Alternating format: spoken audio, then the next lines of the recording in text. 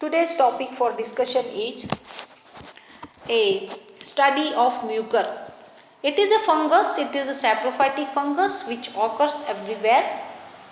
This is the classification of mucor, that is division Zygomycota, subdivision Zygomycotina, class Zygomycetes, order Mucorales, family Mucoraceae, and the genus is Mucor.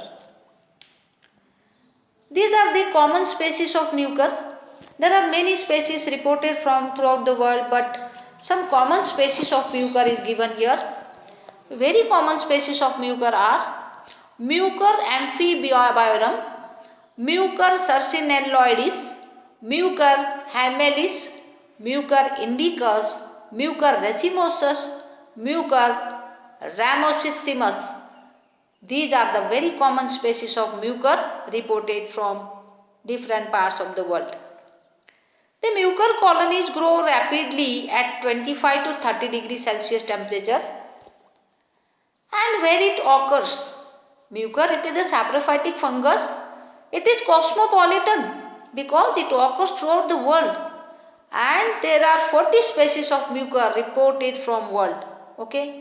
And this occurs in soil, this occurs in digestive system, it occurs in plant surface, it is very common on rotted vegetable, it is associated with rotted veg fruits, it is very common and very common laboratory contaminant.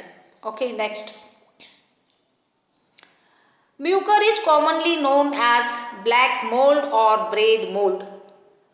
And for most of the mucor species, mode of nutrition is saprophytic because the saprophytic fungi that occurs on dead organic matter. They can grow on dead organic matter. Few of them grow, the species of mucor, some species grow on dung of the cow or on the dung of other herbivorous animals. Hence, they are called as coprophilous fungi. Why these are called coprophilous? Because they grow on cow dung. Mucor grows on a variety of substrates like bread, jam, jellies, vegetables, etc. The absorption of nutrition is through the mycelial surface or hyphae. The hyphal surface has ability to absorb food material from the substratum. Okay. Next, the vegetative body of mucor is eucarpic. Eu means true, eucarpic, because in this the only thallus differentiate into the reproductive structure. The major reserve food material which occur in mucor is glycogen and oil droplets. The cell wall of mucor is made up of cellulose and chitin. And how is the mycelium of mucor? Mycelium is the thallus of mucor. Mycelium consists of many hyphae. All many hyphae together are known as mycelium. Mycelium is highly branched, that consists of non-septate hyphae. A mycelium is simply a cluster of hyphae. Hyphae of mucor are branched, filamentous, aseptate. The aseptate hyphae in pathology described as cenocytic hyphae.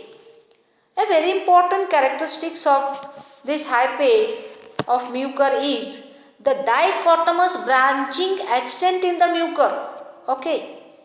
The mucor produces three types of hyphae. Number 1, subterranean hyphae. Number 2, prostrate hyphae. Number 3, aerial hyphae. These subterranean hyphae are highly branched. They are more penetrating and are present horizontally on the substratum. What is substratum? On which the fungus has grown, that is called substratum. It may be a vegetable, it may be rotted fruit, or it may be jam jelly. Okay, that is substratum on which the fungus grown. That is called substratum. And second type of hyphae which produced by mucor, that is prostrate hyphae. Prostrate hyphae also present horizontally between or under the substratum. These two hyphae, that is subterranean hyphae and prostate hyphae, helps in absorption of the water and nutrition for the growth and development of the mucor. Okay. Next, third type of hyphae which produced by the fungus is aerial hyphae. The aerial hyphae, these are also called as sporangiophores. Sporangia producing, phore means stalk. Stalk like structure which produces sporangia. It is called sporangiophore. The aerial hyphae originate vertically out from the prostate hyphae, and these are called sporangiophores. These are the fertile hyphae.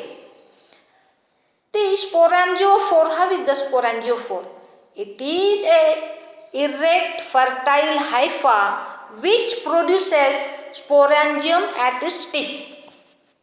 Okay. What is columella?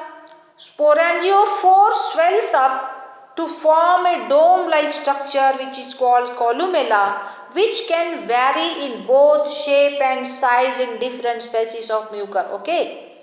And what is sporangium? It is the round or thick outer covering which carries numerous spores inside. It can be globose to spherical. Okay. And it consists of spores. It carries spores. It is a bag of spores. Okay. How are the spores?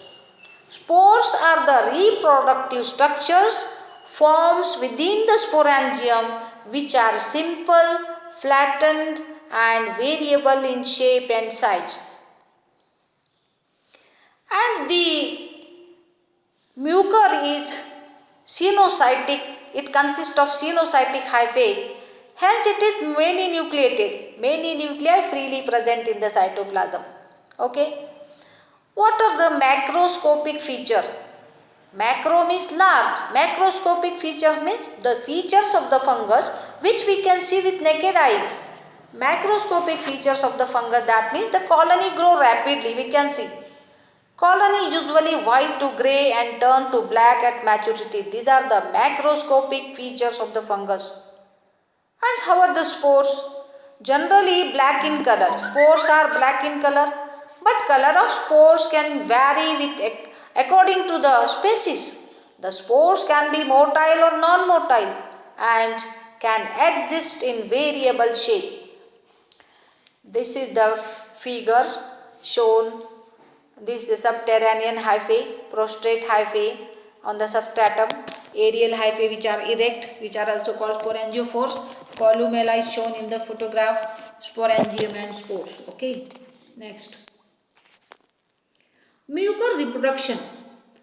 Mucor it is a fungus which reproduces by three different methods, that is vegetative reproduction occurs in that, asexual reproduction and sexual reproduction. Vegetative reproduction in mucor takes place by the method of fragmentation. Any small fragment of the hypha can grow into a new thallus, and if hyphal thread get broken into two to three pieces, each piece is having ability to grow into a new thallus. This is the phenomenon of fragmentation that occurs in mucor. Next, this is the vegetative reproduction in mucor by fragmentation. Next, this is asexual reproduction in mucor that occurs by three methods. First methods by sporangiospores are formed, and second chlamydospores are formed and during asexual reproduction, and oidiospores are formed during asexual reproduction. What is asexual reproduction? The reproduction which takes place in the absence of gametes, that is described as asexual reproduction. Next, what are sporangiospores? These are the spores developed inside the sporangium and that are non-motile. The sporangiophores arise singly and erect in position and are unbranched. The sporangiophores develop a large round sporangium at its tip. Inside sporangium, the sporangiospores are produced. The content of sporangium differentiate into sporoplasm and columella plasm. The sporoplasm is thick, dense, multinucleate and present inside sporangial wall. Next. After this, a number of small vacuoles appear between sporoplasm and columella plasm. Sporoplasm contain free nuclei that get converted into sporangiospores, which are non-motile. Sporangiospores are multinucleate. The sporangiospores then release out of the sporangia when columella swell up, which create pressure on the sporangial wall, cause cell lysis. These spores remain dormant for some time, and when they obtain suitable substratum, they germinate to new vegetative thallus of the mucor. Next, this is the photograph shown asexual reproduction by sporangiospores. How the sporangiospores are formed, it has shown in the figure. And asexual reproduction by chlamydospores. These spores are thick-walled spores. These are generally developed during unfavorable environmental conditions. In unfavorable environmental conditions, what happens? The mycelium becomes septate by the accumulation of nuclei and cytoplasm in the certain portion and forms chlamydospores. Such spores are thick-walled. These are called chlamydospores. These are thick-walled spores. These are dormant. They remain in soil in dormant condition for up to the favorable condition. Whenever the favorable conditions return back, the chlamydospores germinate and produces a non-septate mycelium of mucor. Okay, this is asexual reproduction by chlamydospores. Next method of asexual reproduction by oidospores. When a mycelium grows in a substrate which is rich in sugar, a small thin-walled and pearl-like reproductive structures are formed from hyphae. These small structures detached out of the vegetative cell like budding in yeast that are called oidiospores. Then oidiospores remain dormant for some time, and in presence of favorable condition they germinate and produces a new thallus of mucor. Next. Now sexual reproduction in mucor. In mucor, the sexual reproduction occurs by the method of gametangial conjugation, which involve the following steps. First, the thallus of two opposite strains, positive and negative, comes in contact with each other. When they comes in contact, they develop a small outgrowth or protuberance from both of the thalli. After that, the outgrowth swells to form progametangium. Then septum develops between the progametangium and fusion of progametangia occurs, which result in the formation of gametes refers to koinogametes. Okay. Then gametes of both the strains fuse with each other to form zygote. The zygote then enlarges in size and gets surrounded by a thick-walled structure, and that structure now called as zygospore. Zygospore is dark black in color, which develops and get converted by two layers which are called as exosporium. The outer layer is known as exosporium, inner layer is known as endosporium. Next. How is the zygospore? The zygospore remains dormant for some time and in favorable conditions, promycelium develops out from the zygospore, forming a new vegetative body.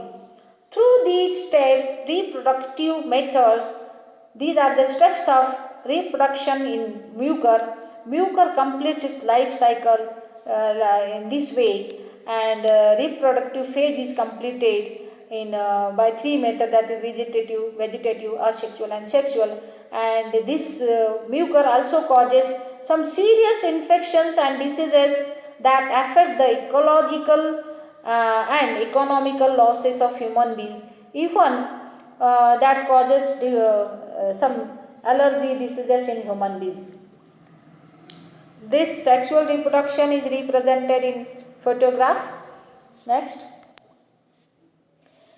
And the mucor species, there are many also causes diseases in frog, amphibians, man and cattle. Next. Thank you very much. Save trees, save earth.